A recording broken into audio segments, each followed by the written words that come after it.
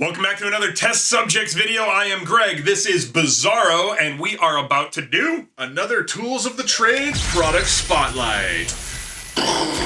Graphics. I hope there's graphics and effects. Oh my gosh, how much did we spend on that? And so this is us going into just details about a product and what it can do, and we're just going to show you some of the hoops it can jump through, essentially. So most of you probably already know about these, the Sprite players.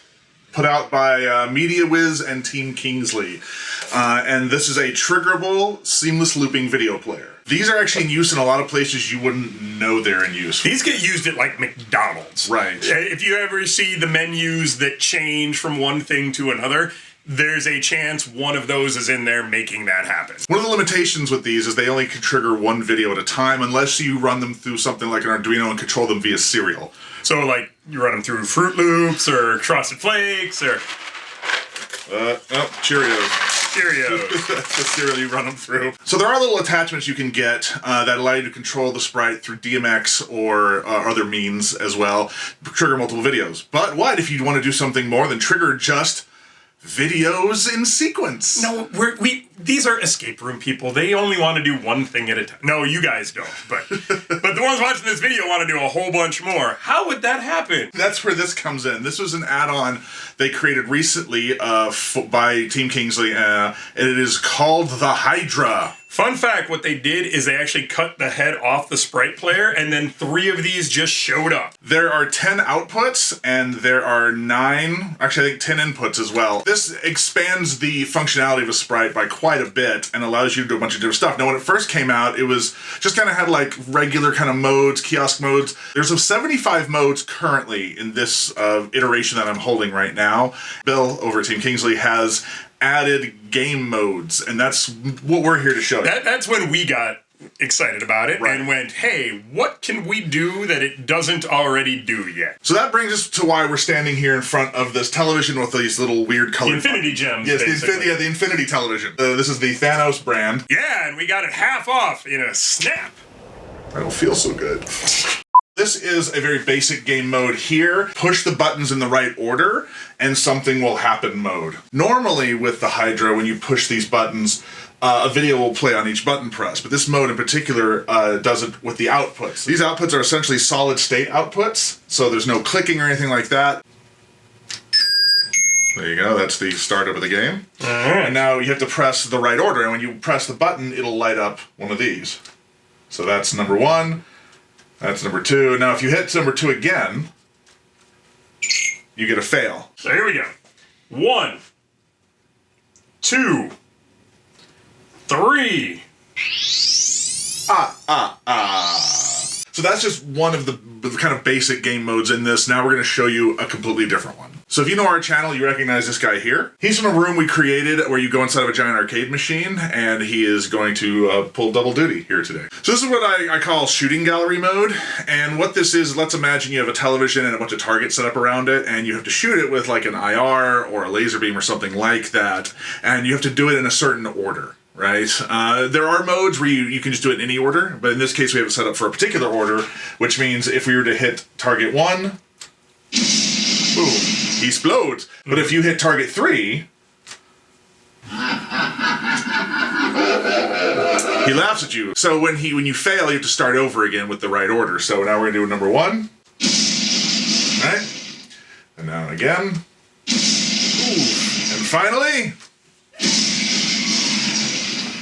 And then your success video plays, your triumphant copyright infringing music plays.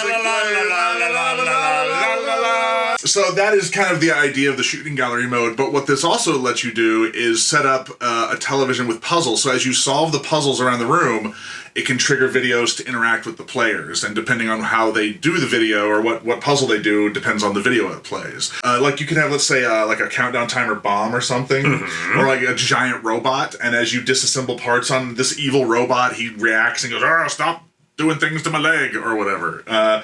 So this is kind of a fun mode just to have as a central point and have branching things off of it. So this is for a puzzle that we just got done installing at a place in Reno called Key and Code. If you're up there, go check it out. It is an 80s themed escape room. If you tell them we sent you, they charge you double. That's right. What happens in this mode is each input basically has a weight to it. It's a number, essentially. And depending on what inputs are being pressed or turned on at the time, changes what video is made. So in this mode, you could use it like kind of an old switchboard operator where you have to put the things in to get 857569000 or whatever it was. Transylvania 69000, 588-2300, whatever number you need to call, you can switchboard it in. But depending on where you would put the wires, you would call different people. And so if you have all 7 inputs, I think it's 127 possible videos you have to have, which I do not suggest. It's math. Don't do that to him. If you need something to be able to contact different people to find different parts of a story, this is a great mode. And so with this, we decided to make kind of a battle combat Pong-ish. We made a process of elimination type game where you just had to experiment with where you put these blocks, and we'll show you video of that, kind of what we're talking about. So it was a trial and error type game that had logic to it, but also you had to try each function to figure out why it changed if this input was on and this wasn't. And not on this video, but we actually used blocks that you'll see in the example. So here we're just using switches and buttons to represent what we were doing here. And the thing is, there were a couple of false paths to lead people down. And that was an intentional design as well, because otherwise it's just follow the path. Here we go. There's the... So they would have to place the 4 blocks, and once they place them in, they would hit fire, and it would go... We do that, and then... Oh no! We must have to put something there. So now 2 switches are operated, which changes the trajectory of the block. It was fun to be able to build a puzzle into the video player, so it was all self-contained. Basically, ours had RFIDs and other things built into the back of the Game Boy to trigger the things that are essentially buttons that don't have to look like buttons. All your buttons don't have to look like buttons. When you did it correctly, the nice thing is the output on the Hydra pops. This then triggered the thing to open a mag lock on a different prop to move on, and it was all with the sprite and the Hydra player self-contained. You don't need another controller to have that logic. It acts as a puzzle controller, which is great. So this is probably my favorite mode of all the new modes that are in this thing. This is steampunk mode. That's right.